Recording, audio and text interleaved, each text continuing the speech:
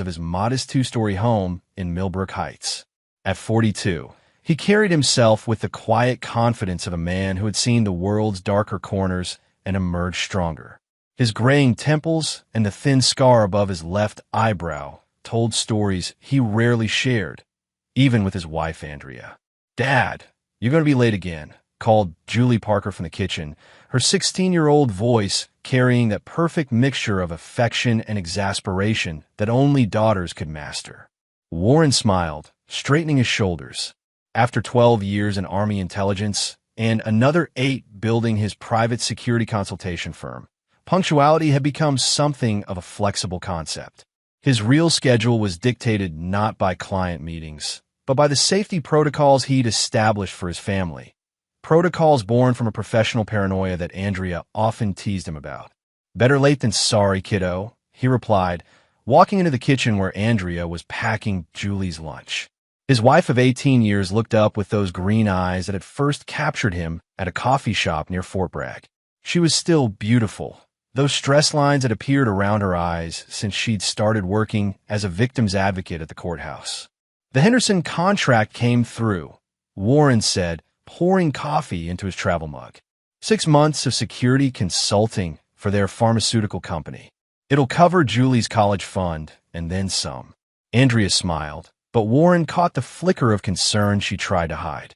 She knew his work occasionally brought dangerous elements into their orbit, though he'd been careful to keep the family insulated from his more high-risk clients. Julie bounded into the kitchen, backpack slung over her shoulder. She was Warren's pride, honor student, captain of the debate team, and possessed of a moral compass that sometimes worried him. In a world where corruption often went unpunished, her faith in justice felt both precious and fragile. "Dad, can you pick me up after practice today? Mom's got that late meeting with the DEA." "Absolutely. Theater practice ends at 6, right?" "6:30 now. We're working on the final scenes for Hamlet." Warren nodded, already calculating routes and timing. "Old habits. I'll be there at 6:25. As Julie headed for the door, Warren caught her arm gently. "Remember what we talked about?" She rolled her eyes but smiled. "Stay aware of my surroundings, trust my instincts, and call you immediately if anything feels off. That's my girl." After they left, Warren sat in his home office, reviewing client files. The Henderson contract was legitimate corporate security assessment, threat analysis, nothing that would raise flags. But Warren's real expertise lay elsewhere. His Army intelligence background had taught him how to gather information, how to read people, and most importantly, how to identify the hidden networks that connected power and corruption. His phone buzzed. A text from his former colleague, Salvador Decker, now working private security in Chicago, saw the news about Millbrook Heights. "Your neck of the woods, right? Police chiefs getting some heat over excessive force complaints. Thought you should know." Warren frowned, pulling up local news on his computer. Several articles mentioned Police Chief Gordon Anderson and a pattern of complaints that seemed to disappear from official records. Anderson had been chief for 8 years, appointed after his predecessor resigned amid scandal. The appointment had been controversial. Anderson's background was more political than practical, with strong connections to Mayor Terrence Wells and several city council members. Interesting, but not immediately concerning. Warren's family kept a low profile, and he made sure never to cross paths with local law enforcement in any professional capacity. His military record was exemplary, his business license spotless, and his taxes paid in full every year. The afternoon passed quietly until Warren's phone rang at 3:47 p.m. Andrea's number. "Warren." Her voice was tight, controlled. "I need you to come to Millbrook, General. Now." His blood chilled. "What happened?" "It's Julie. She's hurt. Someone pushed her down the stairs at school. She's conscious, but Warren." Andrea's voice broke. "It wasn't an accident." Warren was already reaching for his keys, his mind shifting into the cold, analytical mode that had served him in combat zones. How bad? Possible concussion, definitely bruised ribs. But Warren, she said it was Tyler Anderson, the police chief's son. The name hit Warren like a physical blow. He'd heard about Tyler Anderson, 18 years old, star quarterback, heading to state on a football scholarship. Also rumored to be untouchable, protected by his father's position and the town's investment in the football program. I'm on my way. Don't say anything to anyone until I get there. As Warren drove toward the hospital, his hands steady on the wheel despite the rage building in his chest, he began processing scenarios. Tyler Anderson had hurt his daughter. That was unacceptable. But more than that, Warren's instincts, honed by years of reading threats and assessing enemies, told him this wasn't random teenage violence. This felt calculated, targeted. Someone had decided to send Warren Parker a message. They had no idea who they were dealing with. Chapter 2. The Line in the Sand. The hospital's fluorescent lights cast harsh shadows as Warren strode through the emergency department. He found Andrea in the family waiting area. Her victim's advocate composure cracked, revealing the frightened mother beneath. Where is she? Warren's voice was calm, but Andrea knew him well enough to recognize the dangerous stillness that had settled over him. Room 12. The doctor says she'll be fine physically, but Warren... Andrea's hands trembled as she reached for his. She's scared. Really scared. She said Tyler Anderson cornered her at the top of the science building stairs. He said something about her family needing to know their place, then shoved her hard. Warren's jaw tightened imperceptibly. Witnesses? 3 students saw it. They gave statements to the school principal, but then Andrea's voice dropped. Principal Chambers called me an hour ago. He said the witnesses are now claiming they didn't see clearly what happened. They're saying it might have been an accident. The pieces clicked into place in Warren's mind with military precision. Someone had gotten to the witnesses. Someone with enough influence to make teenagers change their stories within hours. I want to see her. Julie was sitting up in the hospital bed, a bandage over her left temple and her usually bright eyes dulled with pain medication. When she saw Warren, she tried to smile, but faltered quickly. Hey, Dad. Warren pulled a chair close to her bed, his expression soft, but his eyes alert. Tell me exactly what happened, sweetheart. Every detail. Julie's account matched Andrea's summary, but she added crucial details. Tyler Anderson hadn't just pushed her. He'd waited until the hallway was empty except for the 3 witnesses, all younger students he apparently knew he could intimidate later. His words had been specific. Your family thinks they're better than everyone else. Time you learn different. Julie, has Tyler Anderson ever spoken to you before? Ever shown any interest in you at all? She shook her head. Never. I barely knew who he was until today. That's what made it so weird. It felt like he was told to do it. Warren's suspicions crystallized into certainty. This wasn't teenage aggression. This was a message. But from whom and why? The answer came 2 hours later as Warren was leaving the hospital with his family. His phone rang, an unknown local number. Mr. Parker? This is Chief Anderson. I understand there was an incident at the school today involving your daughter and my son. Warren stepped away from Andrea and Julie, his voice carefully neutral. That's correct, Chief. Your son assaulted my daughter. A low chuckle came through the phone. Now, Mr. Parker, that's a serious accusation. For what I understand, it was just kids being kids. Accidents happen. My daughter has 3 witnesses who saw your son deliberately push her down a flight of stairs. Funny thing about witnesses, Mr. Parker, memory can be unreliable, especially in teenage kids under pressure. The threat in Anderson's voice was subtle but unmistakable. My advice? Let this go. My son is untouchable. I know Judge Morrison personally. We go way back. Any charges you try to bring will disappear faster than morning fog. Warren felt the familiar calm that preceded violence, a state he hadn't experienced since his last deployment. Is that so? Drop this case, Parker, or things might get complicated for you and your family. I'd hate for there to be any misunderstandings that might require police intervention. False shooting reports happen all the time. Tragic, really, when law-abiding citizens get caught up in situations they can't control. The line went dead. Warren stood in the hospital parking lot, watching Andrea help Julie into their car, and made a decision that would change everything. Gordon Anderson had just threatened his family. had implied he would fabricate evidence to destroy Warren's life if he pursued justice for his daughter. Warren Parker had spent 12 years learning how to neutralize threats to American interests overseas.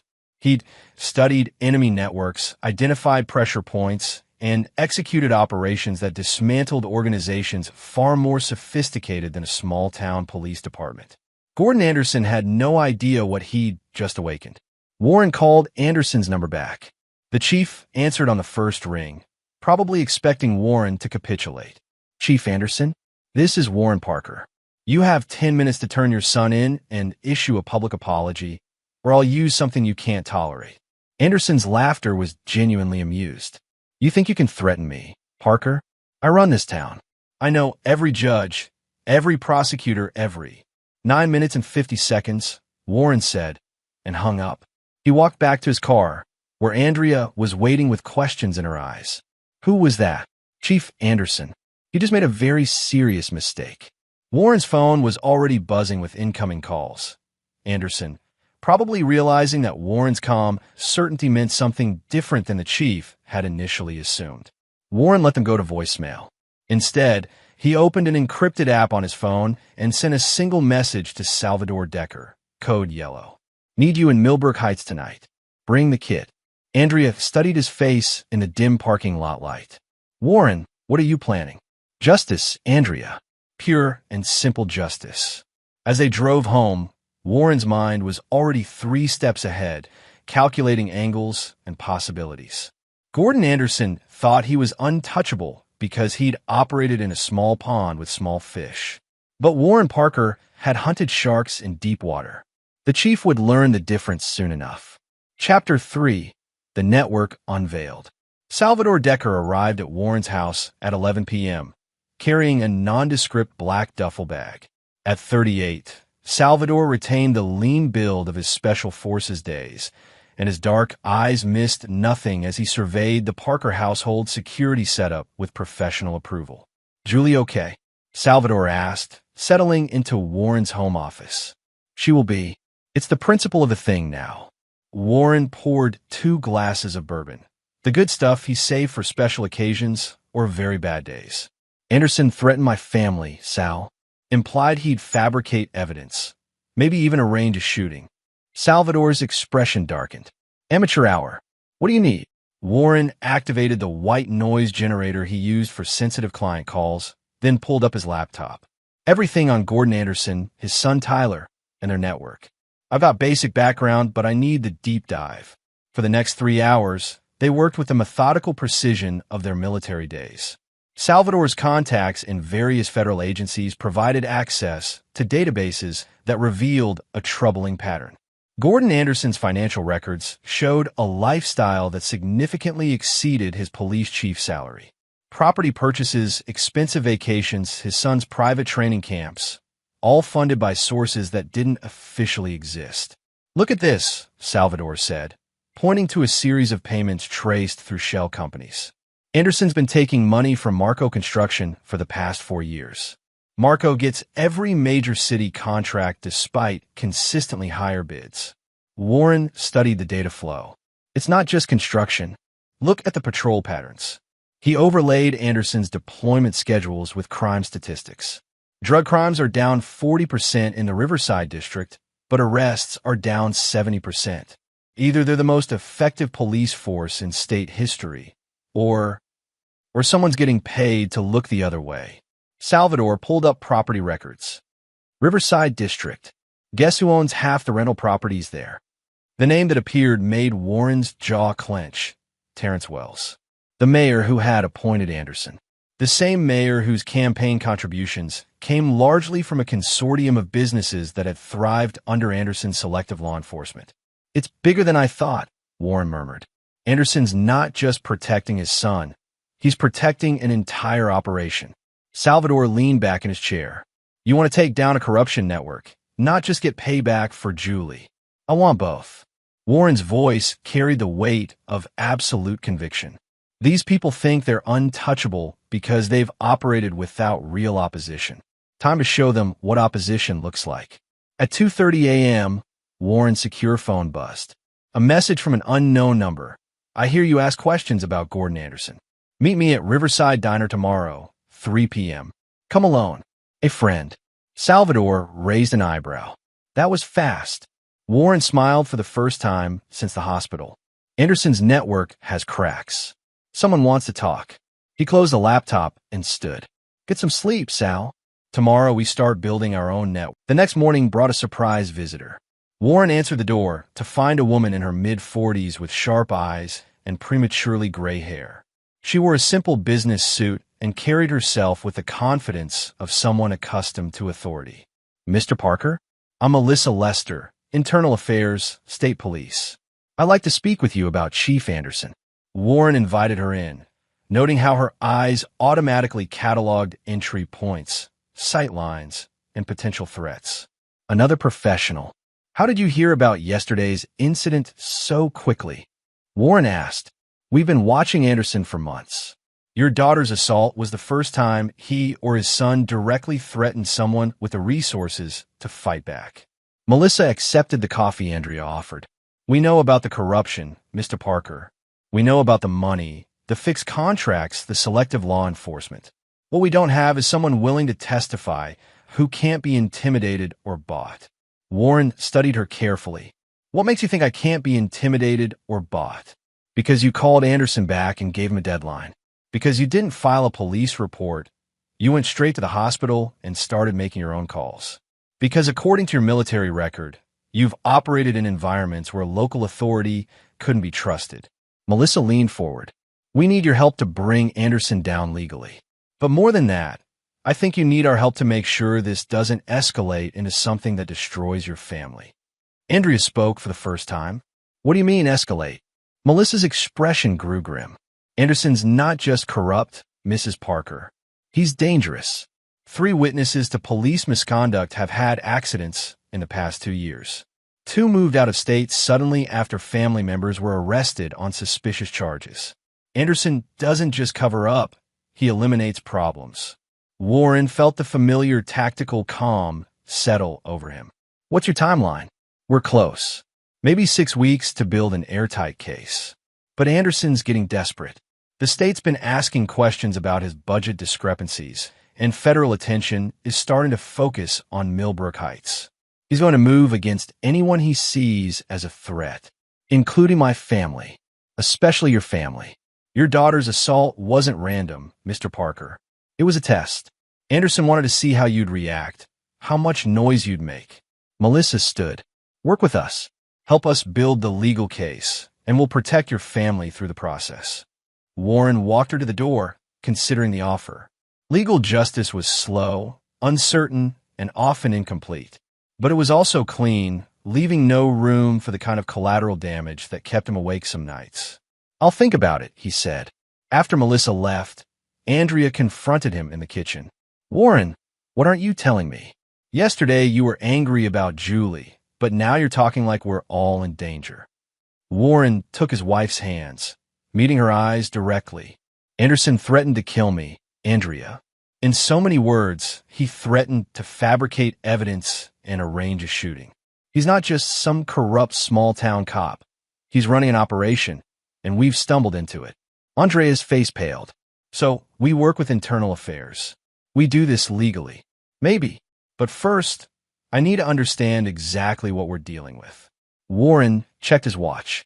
I've got a meeting at 3. Someone wants to talk about Anderson. Someone on the inside. Warren, Andrea's voice carried a warning he'd heard before, usually right before he made decisions that changed everything. Promise me you won't do anything that puts us in more danger. Warren kissed her forehead, smelling the familiar scent of her shampoo, feeling the warmth of the woman who'd stood by him through deployments and career changes and the slow process of learning to live in a world where the rules were different than they'd been in uniform. I promise I'll protect our family, he said, whatever it takes. It wasn't quite the promise she'd asked for, and they both knew it. Chapter 4. The Inside Man. The Riverside Diner occupied a corner lot in the section of town where police patrols were notably scarce. Warren arrived early, choosing a booth with clear sight lines to both entrances and the kitchen. Old habits, but useful ones. At exactly 3 p.m., A man in his 50s slid into the opposite seat. Warren recognized him immediately. Randall Mitchell, one of Anderson's senior detectives. Mitchell's hangdog expression and nervous energy suggested a man carrying a heavy burden. "Mr. Parker, I appreciate you coming." Warren waited, letting the silence work for him, a technique that had served him well in interrogations overseas. Mitchell fidgeted with his coffee cup. "I've been a cop for 23 years. Good cop, I thought. Did my job, followed the rules, try to serve and protect." He looked up at Warren. "Anderson's destroyed all of that." "How?" "It started small. Look the other way on a traffic stop here. Lose some paperwork there." Anderson said it was about priorities. Focus on real crime, not nickel and dime stuff. Made sense at first. Mitchell's voice grew bitter, but then it got bigger. Evidence disappearing in drug cases. Assault charges getting dropped because witnesses suddenly couldn't remember what they saw. And if you ask questions, you became a problem. Detective Morris Chambers asked too many questions last year. Good cop, 15 years on the force. He started documenting inconsistencies in Anderson's cases. Then he got caught in a sting operation that everyone knew was bogus, planted drugs in his locker, anonymous tip about police corruption. Anderson had to reluctantly fire his own detective to maintain department integrity. Warren processed this information, already seeing the patterns. "What changed? Why are you talking to me now?" Mitchell's laugh was hollow. "Because of what Tyler did to your daughter. And because of what Anderson said afterward." "Which was?" "He called Tyler into his office, and I was in the next room. The walls are thin." Anderson didn't yell. He congratulated him. Said it was a perfect demonstration of control. Said your daughter needed to understand that some families in this town have consequences for stepping out of line. Warren's grip on his coffee cup tightened slightly. "My family stepped out of line how?" "Your wife's been working on some cases that make Anderson nervous.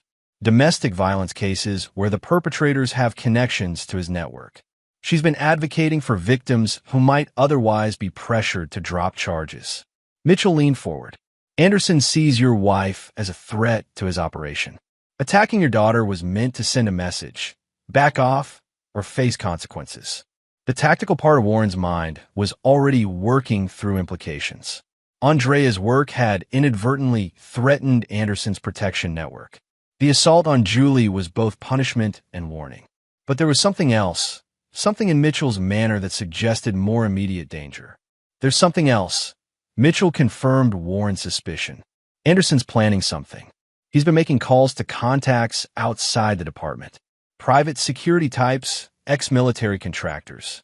The kind of people who handle special problems." Warren's blood chilled. "Timeline? Soon. Maybe days. Anderson's under pressure from the state investigation, and he knows your military background makes you more dangerous than the usual citizens he intimidates." Mitchell slid a manila envelope across the table. "This is everything I could copy without triggering security protocols. Financial records, communication logs, the real files on the cases Anderson's been manipulating." Warren pocketed the envelope without opening it. "Why are you doing this?" "Because I've got a daughter too, and because I took an oath to serve and protect, not to enable a sociopath with a badge." Mitchell stood to leave, then paused. "Mr. Parker? Anderson's dangerous, but he's not smart. He's relied on intimidation and corruption for so long that he's forgotten how to deal with real opposition. Use that." That evening, Warren spread Mitchell's intelligence across his office desk while Salvador analyzed the patterns. The scope of Anderson's network was impressive. Judges, prosecutors, city council members, business owners, and even state legislators. But Warren's trained, I spotted the vulnerabilities. "Look at the communication pattern." Warren pointed to a series of phone logs. "Anderson's the hub. Everything flows through him. Classic command structure weakness. Cut off the head, the body dies." Salvador nodded. "But cutting off the head means neutralizing someone with significant protection and resources. This isn't like taking down a terror cell in Afghanistan." "No," Warren agreed. "It's better. Anderson's operating on his home turf, which makes him confident but predictable. He's got civilian oversight, legal constraints, and public accountability, all things that can be turned against him." Warren's secure phone buzzed. Another unknown number, but this time the message made him smile. The cop's kid is bragging about pushing the war hero's daughter. Says his daddy made the soldier back down. Thought you want to know. Another friend. Anderson had made a critical error. He'd allowed Tyler to spread the story, probably as a way to reinforce the family's untouchable status. But in doing so, he'd given Warren something invaluable: public confirmation of guilt and motive. Sal, I need you to reach out to the old network. Anyone who owes us favors, anyone who specializes in information warfare, anyone who's ever wanted to take down a corrupt police department. Salvador grinned, the first genuinely happy expression Warren had seen from him since arriving. Finally, I was wondering when you'd stop playing defense. Warren looked at the photo of Julie on his desk, remembering her bright smile before Tyler Anderson had put fear in her eyes. Then he thought about Anderson's laugh, his casual dismissal of Warren's threat, his assumption that a small-town police chief could intimidate a former Army intelligence officer. Anderson was about to learn that some people couldn't be intimidated, and some people didn't forget. Chapter 5, The Web Titans. Warren's transformation began subtly. To Andrea and Julie, he seemed calmer, more present, spending extra time helping with homework, cooking elaborate dinners, ensuring their daily routines felt normal and secure. But Salvador recognized the signs. Warren was entering operational mode, that state of heightened awareness and methodical planning that had made him legendary in military circles. The first move came 72 hours after Anderson's phone call. Warren had spent those days studying the intelligence Mitchell provided, cross-referencing it with public records and social media patterns his old network had analyzed. The picture that emerged was even uglier than expected. Anderson's corruption network stretched beyond simple graft. Drug dealers operated freely in the Riverside district as long as they paid tribute. Domestic violence cases disappeared when the perpetrators had connections. Even drunk driving arrests could be made to vanish for the right price. But every system had pressure points. Warren's opportunity came through an unexpected source. Julius Chambers, the high school principal who had mysteriously seen his witnesses change their stories. Warren had researched Chambers extensively and discovered something interesting. The man's son had been arrested 2 years ago for drug possession, a charge that had vanished overnight. Warren appeared at Chambers' office Thursday morning without an appointment. Mr. Parker. Chambers was a thin man with nervous energy and the pallor of someone under constant stress. I'm sorry, but as I told your wife, the incident with your daughter appears to have been accidental. The witnesses were intimidated into changing their stories. Warren's voice was quiet, conversational. Just like your son's drug charges disappeared 2 years ago. Chambers' face went white. I don't know what you're talking about. Warren opened a folder and placed a photograph on the principal's desk. Chambers' son Danny accepting a large envelope from Tyler Anderson behind the school gymnasium. Timestamp showing it was taken 3 weeks ago. Your son's dealing again, Mr. Chambers, with Tyler Anderson as his supplier and protection. Warren's tone remained friendly, almost casual. Anderson's got you trapped. Cover up his son's crimes, or watch your boy go to prison for distribution charges that won't disappear this time. Chambers stared at the photograph, his hands trembling slightly. How did you? I asked the right questions to the right people. Warren leaned back in his chair. Here's what's going to happen.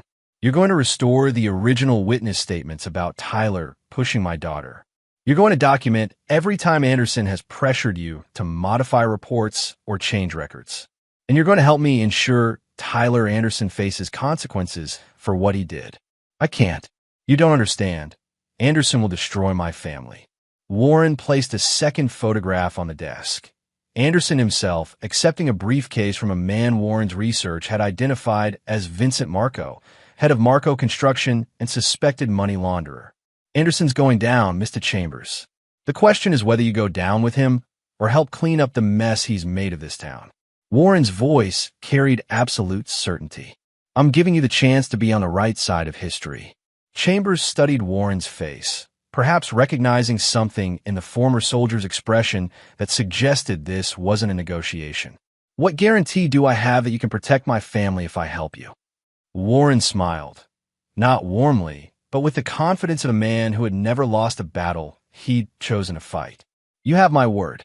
And unlike Anderson's promises, mine comes with the resources to back it up. That afternoon, Warren received an encrypted message from Salvador.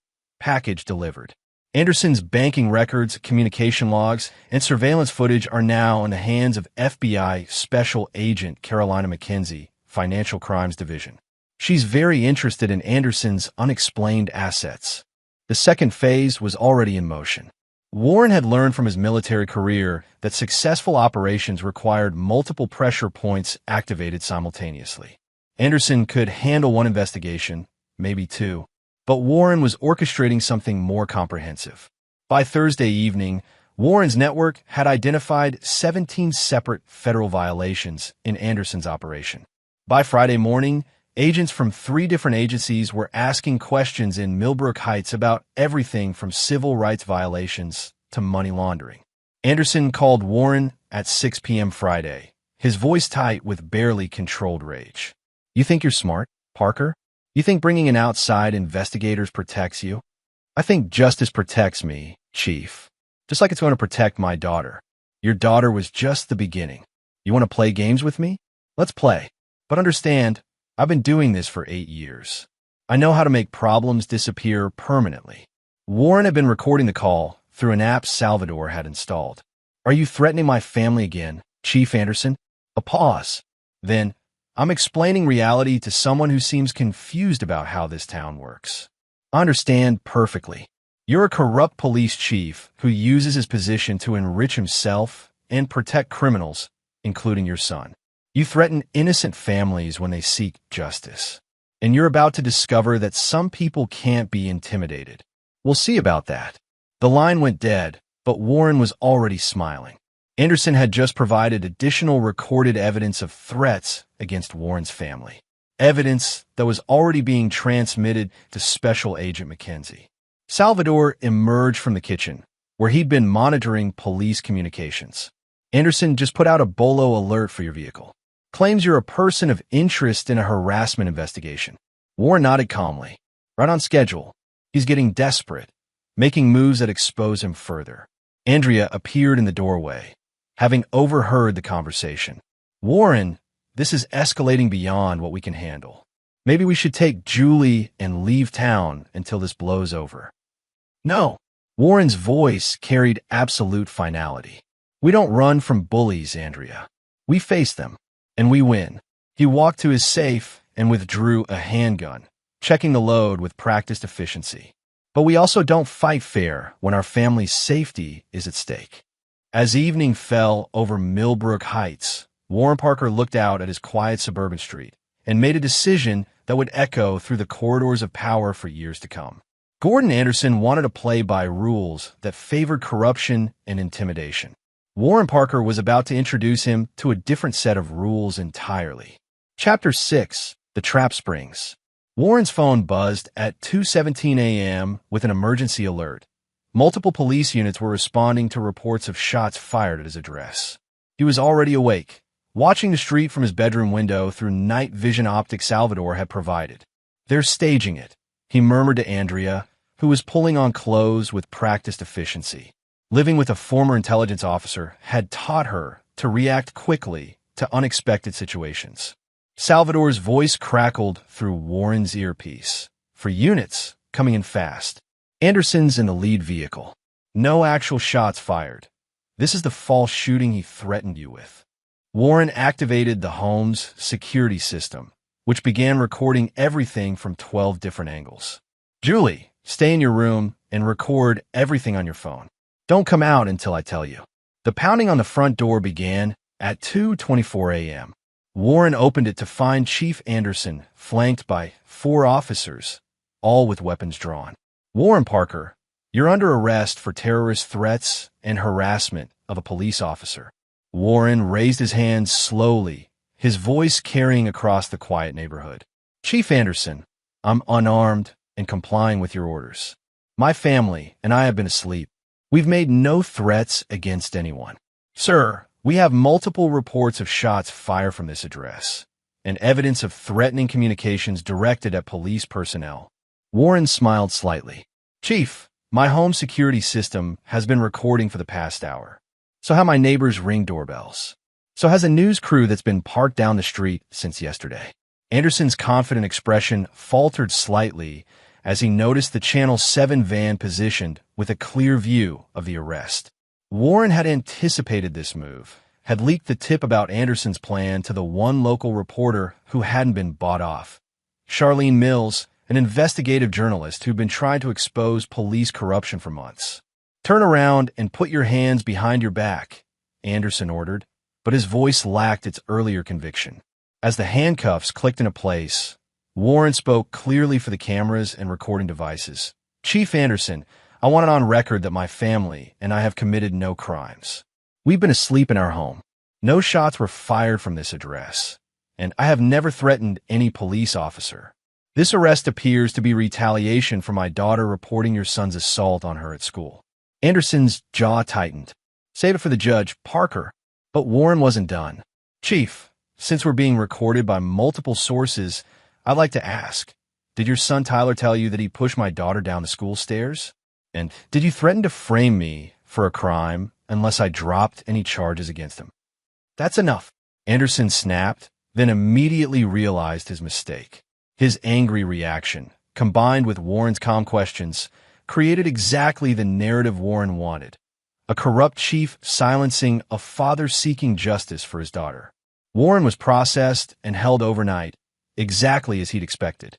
Salvador had already coordinated with Melissa Lester to ensure Warren's safety in custody, and by morning, 3 different lawyers were filing motions challenging the arrest's legality. But the real victory came at 7 a.m., when Salvador called with an update that made Warren smile in his holding cell. "Anderson's finished. The arrest gave McKinsey probable cause for emergency warrants. FBI's been inside Anderson's office since 4 a.m. They found everything. The second set of books, the payment schedules, even recorded conversations with Mayor Wells about managing witnesses." Warren was released at noon without charges. The shooting reports had been proven false, and no evidence existed of the alleged threats. As he walked out of the police station, Charlene Mills was waiting with a camera crew. "Mr. Parker, do you have any comment about your arrest?" Warren stopped, facing the camera directly. "Chief Anderson arrested me last night for crimes that never happened, using evidence that doesn't exist in retaliation for my daughter reporting his son's assault. This isn't law enforcement. It's abuse of power. And I have faith that justice will prevail." By evening, the story had gone viral on social media. War hero arrested in false shooting report after daughter assaulted by police chief son.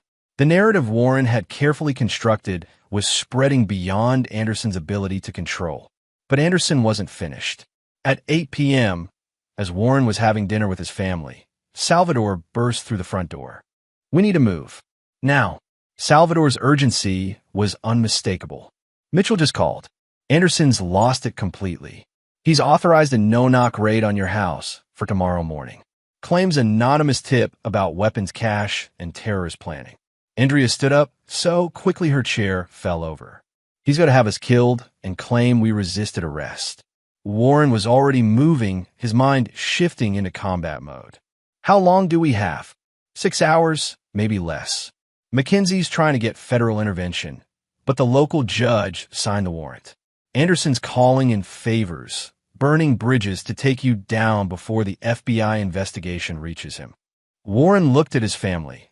Andrea's determined fear, Julie's wide eyes, the comfortable home they'd built together, and made his final calculation. Legal justice was too slow. Anderson was escalating to lethal force. Time for different rules. "Andrea, take Julie to your sister's house in Pennsylvania. Drive straight through. Don't stop. Don't call anyone until you're there." "Warren, what are you going to do?" Warren kissed his wife, holding her close enough to memorize the feeling. "I'm going to end this. Tonight." As Andrea and Julie packed hastily, Warren turned to Salvador. "Remember that favor the agency owes us from the Karachi operation?" Salvador's grin was predatory. The one involving the untraceable communication intercepts and the creative evidence placement. "That's the one. Time to collect." Warren Parker had spent his career neutralizing threats, to American interests. Tonight, Gordon Anderson would learn that threatening Warren's family had made him an enemy of the United States. The war was about to begin. Chapter 7. The War Begins. At 11 p.m., Warren's secure phone rang with a call from Washington, D.C. The voice on the other end belonged to someone Warren hadn't spoken to in 5 years. Colonel Melissa Crawford, now running a classified intelligence unit that officially didn't exist. Warren, heard you've got a local problem that's escalated beyond local solutions. Melissa. Warren felt a familiar surge of confidence. Crawford had been his commanding officer during his most successful operations, and her involvement meant resources that made Anderson's entire network look like amateur hour. Appreciate the callback. Salvador filled me in. Corrupt police chief, threatened family, imminent lethal force. We've been tracking similar operations across the country, local corruption networks that pose national security risks. Your Chief Anderson is connected to larger problems. Warren processed this information, understanding immediately. Money laundering for organized crime, among other things. The Riverside district your detective mentioned? It's a transit hub for drugs moving from Mexican cartels to East Coast distribution centers. Anderson's not just taking bribes. He's providing security for a major criminal enterprise. This changed everything. Warren had assumed Anderson was simply a corrupt local official. Instead, he was part of an organization with resources and reach that explained his confidence in threatening a former military intelligence officer. What's my authorization level? Warren asked. Broad discretion to neutralize the immediate threat to your family and disrupt the criminal network. Full agency backing for any actions taken in defense of national security interests. Crawford's voice carried the weight of official sanction. Warren, this is off the books, but it's not unsupported. You have resources. Salvador was already unpacking equipment Warren hadn't seen in years. Signal interceptors, encrypted communication devices, and other items that civilian law enforcement couldn't identify, much less counter. At midnight, Warren implemented the first phase of his operation. Using Crawford's resources, he gained access to Anderson's personal communications and discovered the chief's plan in detail. The no-knock raid was scheduled for 4 a.m., but it was a cover story. Anderson's real intention was to claim Warren had opened fire on police, justifying lethal force. The participating officers had been carefully selected, all members of Anderson's inner circle, all compromised by their participation in the corruption network. But Warren also discovered something that made him smile grimly. Tyler Anderson was supposed to be at a college recruitment event in the state capitol tonight. Except the boy had lied to his father and was actually a house party in Riverside, probably dealing drugs to his classmates. Sal, how would you feel about collecting some evidence? Salvador checked his watch. Kid's probably high as a kite by now. Perfect time for a citizen's arrest. At 1:30 a.m., Salvador and two contractors Crawford had provided intercepted Tyler Anderson leaving the party. The boy was indeed intoxicated and carrying enough controlled substances to face serious federal charges. But more importantly, he was also carrying detailed text conversations with his father about the assault on Julie and the planned raid on Warren's house. Warren reviewed the messages on his secure tablet, his anger crystallizing into cold purpose. Tyler had bragged to his father about making Julie cry, about how she'd begged him not to hurt her before he pushed her down the stairs. Anderson had responded with praise and encouragement, treating his son's cruelty as a successful intimidation tactic. At 2:45 a.m., Warren called Anderson's personal cell phone. "Who is this?" Anderson's voice was groggy but alert. "This is Warren Parker. I believe you're looking for my son." A pause. "What the hell are you talking about?" "Oh, I'm sorry, did I say my son? I meant your son. Tyler's currently in federal custody on drug trafficking charges. Interesting reading his text messages with you about assaulting my daughter and planning to murder me." The silence stretched for nearly 10 seconds. When Anderson spoke again, his voice was different, smaller, desperate. "Where is he? What have you done?" "I've done exactly what I told you I would do, Chief. I used something you can't tolerate.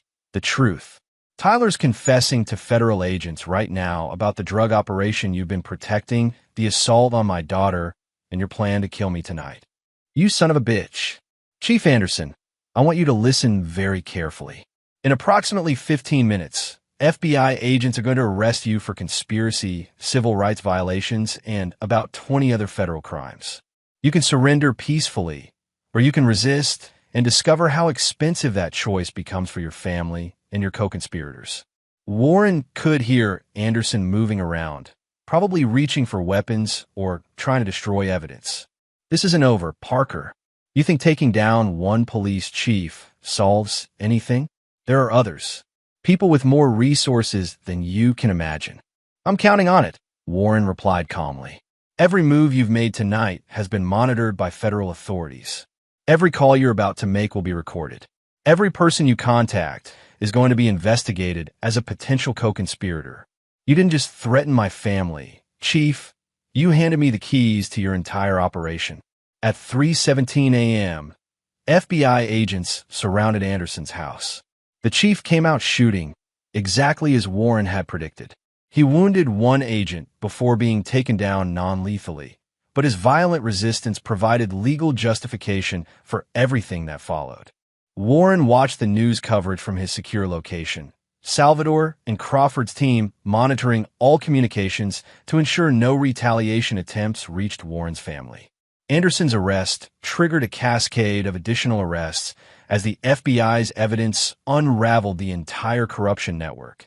Mayor Wells was arrested at 6 a.m. Vincent Marco's construction company was raided at dawn. Judge Morrison was taken into custody while trying to flee the state. By noon, 17 officials and business leaders were in federal custody. But Warren's personal victory came at 4:12 p.m. when he received a call from Internal Affairs Detective Randall Mitchell. Mr. Parker, Tyler Anderson just pled guilty to assault charges against your daughter. Full confession, no plea bargain. He's looking at 18 months in juvenile detention, followed by 5 years probation. Warren closed his eyes, feeling a weight lift from his shoulders that he'd been carrying since Anderson's first phone call. What changed his mind? Reality. With his father in federal custody and the protection network dismantled, Tyler's just a scared 18-year-old who realized he's not untouchable after all. That evening, Warren brought Andrea and Julie home. As they sat in their living room, the same room where Warren had first planned Anderson's downfall, Julie asked the question Warren had been expecting. Dad, how did you know exactly what would happen? How did you predict all of Anderson's moves? Warren considered his answer carefully. Sweetheart, some people think power means being able to hurt others without consequences. But real power means being able to protect the people you love, no matter what it costs. He smiled at his daughter, seeing the brightness returning to her eyes. And sometimes, when someone threatens your family, you remind them that they're not the only ones who know how to fight. Outside, the last of the news vans was pulling away. Millbrook Heights was quiet again, but it was a different kind of quiet. The peace that comes after justice has been served, and the wolves have been reminded that there are still sheepdogs in the world. Gordon Anderson had been right about one thing. His son was untouchable. He just hadn't counted on meeting someone who specialized in touching the untouchable. Chapter 8. The Reckoning. Warren's phone rang at exactly 9 a.m., precisely 9 minutes after the deadline he'd given Anderson 3 days ago. The voice on the other end was broken, desperate, a far cry from the arrogant police chief who had threatened Warren's family. Who are you? I'll put my son in jail. Just stop what you've done. Warren Parker stood in his office, looking out at the morning sun streaming across Millbrook Heights, and allowed himself a moment of satisfaction. Chief Anderson, you sound distressed. You've destroyed everything. The FBI has frozen all my accounts. My wife's been arrested. Tyler's facing federal charges. The entire department is under investigation. Anderson's voice cracked. What do you want? Money? I'll give you everything I have. Just make this stop. Warren's voice remained perfectly calm. I want justice for my daughter, Chief. I want a corrupt police officer to face consequences for protecting criminals and threatening innocent families. I want this town to remember that some people actually believe in doing the right thing. You don't understand. There are people above me. People who won't tolerate this kind of exposure. They'll come after you, after your family. Let them come. Warren's tone carried the confidence of a man who had faced down enemies in 3 different countries and never lost. I've spent my career neutralizing threats to American citizens. Anyone who wants to threaten my family is welcome to try. The truth was, Anderson's network had already surrendered. Mayor Wells had begun cooperating with federal investigators within hours of his arrest, providing evidence against everyone from city council members to state legislators. Judge Morrison was attempting to negotiate a plea deal by offering information about other corrupt officials across the state. The criminal enterprise that had seemed so formidable to local residents crumbled the moment it faced professional investigation. Warren had learned something important during his military career. Corrupt systems were inherently weak because they were built on self-interest rather than principle. When pressure was applied, every member of the network immediately began calculating how to save themselves, usually by betraying their co-conspirators. Chief Anderson, Warren continued, I gave you 10 minutes to do the right thing. Instead, you chose to threaten my family and attempt to have me killed. Now you're facing federal charges that will put you in prison for the rest of your life. And your son is learning that actions have consequences. Please. Anderson's voice was barely a whisper. I'll confess to everything. I'll resign. I'll make sure Tyler apologizes to your daughter publicly. It's too late for that. Warren's voice hardened. You had your chance to be a man of integrity. You chose to be a criminal instead. Now you face criminal consequences. Warren hung up and turned to find Andrea watching him from the doorway. She'd been listening to his side of the conversation, and her expression was unreadable. Is it over? She asked. The immediate threat, yes. Anderson's finished, his network's dismantled, and Tyler's going to pay for what he did to Julie. Warren moved to embrace his wife. But there's cleanup to do. People to interview, testimony to give, trials to attend. And after that, Warren considered the question. His reputation in certain circles had been significantly enhanced by the Anderson operation. Colonel Crawford had already hinted at consulting opportunities that would leverage his success in dismantling corruption networks. There were other Andersons in other towns, other families who needed protection from officials who thought badges made them untouchable. After that, we rebuild. Julie finishes high school without fear.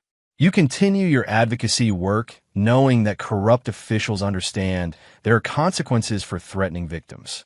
And I continue protecting families who can't protect themselves. Andrea studied his face. You've changed, Warren. Since this started, you're different. More focused. Warren nodded slowly. I remembered something I'd forgotten since leaving the army. There's a difference between keeping your head down and keeping your family safe. Anderson reminded me which one actually matters. That afternoon, Warren attended Tyler Anderson's sentencing hearing. The boy looked small and frightened in his orange jumpsuit, a dramatic change from the arrogant teenager who had smiled for cameras after assaulting Julie. Julie had chosen to attend, despite Warren's concerns. She wanted to face Tyler Anderson, to see justice delivered for what he'd done. As Warren watched his daughter, poised, dignified, unafraid, he felt a fierce pride in the young woman she was becoming. When Tyler was led away to begin his 18-month detention, he looked directly at Warren with something that might have been hatred or might have been fear. Warren stared back calmly, his expression conveying a simple message. You hurt my daughter. You face consequences. Remember that. After the hearing, District Attorney Cecil Weber approached Warren in the courthouse hallway. Weber was one of the few local officials who had remained clean during Anderson's reign, largely because he'd been politically weak and therefore not worth corrupting. Mr. Parker, I owe you an apology and a debt of gratitude. Warren shook the man's hand. Just doing what needed to be done. No, it was more than that. You exposed a cancer that was eating away at this town's justice system. Without your actions, Anderson would still be operating, more victims would be created, and our entire legal system would have continued to be corrupted. Warren nodded, but said nothing. He learned long ago that victory speeches were for politicians. Operators did the work and moved on to the next mission. As the Parker family drove home that evening, Julie broke the comfortable silence. Dad, why didn't you just work with the FBI from the beginning? Why did you have to make it so complicated? Warren glanced at his daughter in the rearview mirror. Because complicated situations require complicated solutions, sweetheart. And because sometimes the only way to protect good people is to remind bad people that there are consequences for their actions. But you could have been killed. We all could have been killed. Yes, Warren agreed. But we weren't. And now other families won't be threatened the way we were. Julie seemed to consider this. So you're like a protector? For people who can't protect themselves? Warren met Andrea's eyes, seeing understanding and something that might have been approval in her expression.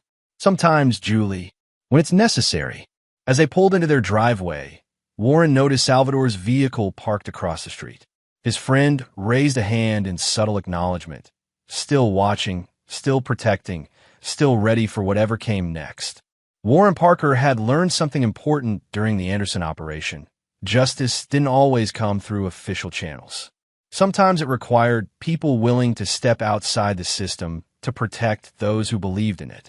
And sometimes, when good people did nothing, evil flourished. But not in Millbrook Heights. Not anymore.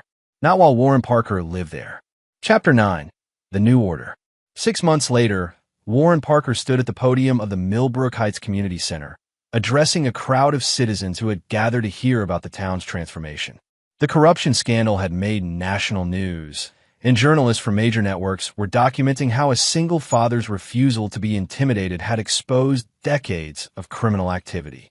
Before we begin tonight's town hall, I want to recognize someone, announced the new police chief, Detective Randall Mitchell, who had been unanimously approved by the city council.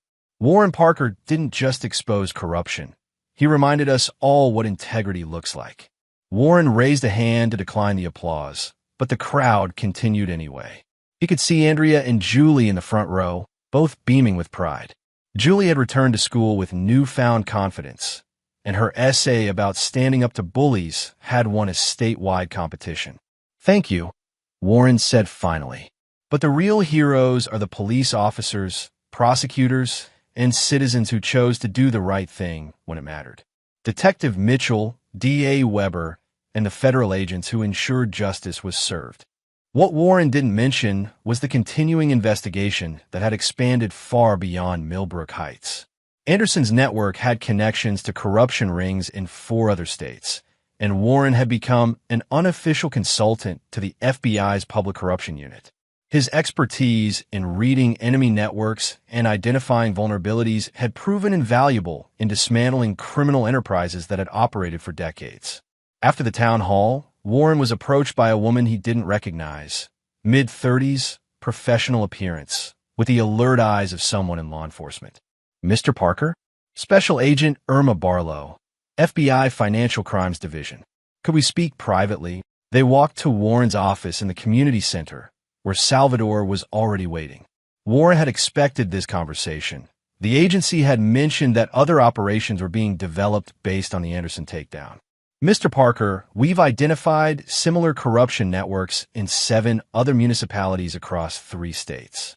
In each case, local law enforcement is providing protection for organized criminal activity, and federal jurisdiction is complicated by political connections and legal obstacles.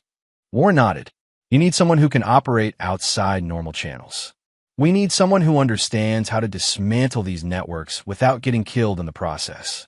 Someone with the tactical expertise to identify vulnerabilities and the operational security to exploit them safely.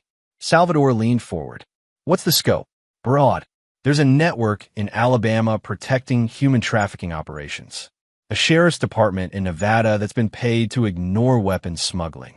A police chief in Florida who's been taking cartel money to protect drug distribution centers. Warren considered the offer. The work would be dangerous, would take him away from his family for extended periods, and would put him in conflict with people far more dangerous than Gordon Anderson. But it would also protect families like his own from the kind of systematic corruption that destroyed communities. I need guarantees, Warren said finally. Full federal protection for my family, regardless of what happens to me. Clean backup when operations go sideways. And total operational discretion.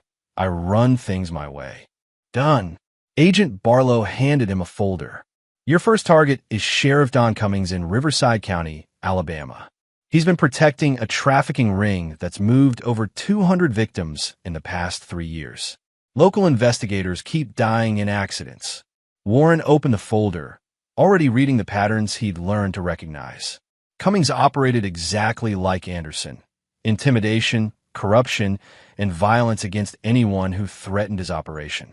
But unlike Anderson, Cummings had killed to protect his secrets. Timeline: your choice. This isn't a rush operation. It's about permanently dismantling criminal networks. Warren looked at Salvador, who nodded slightly.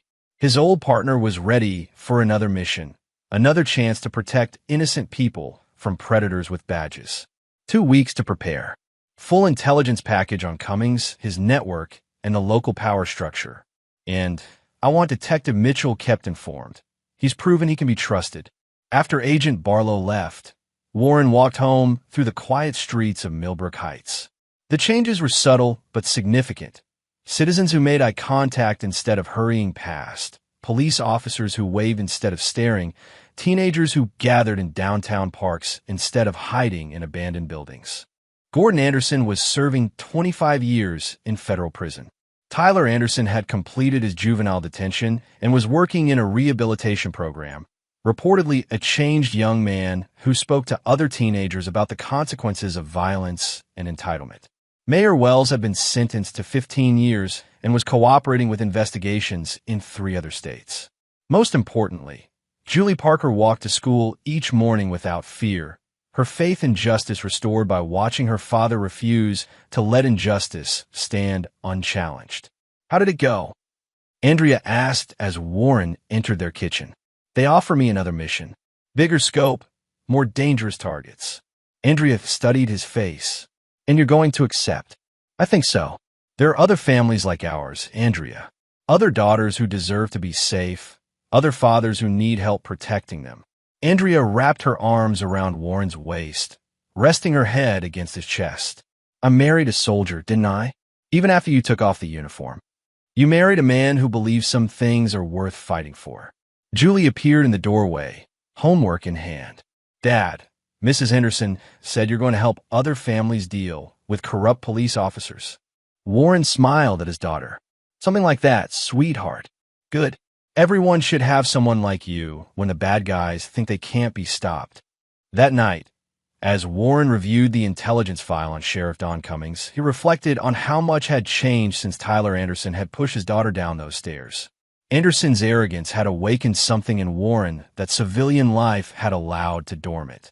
The understanding that evil flourished when good people chose comfort over confrontation. Warren Parker had built a successful business, a loving family, and a peaceful life in Millbrook Heights.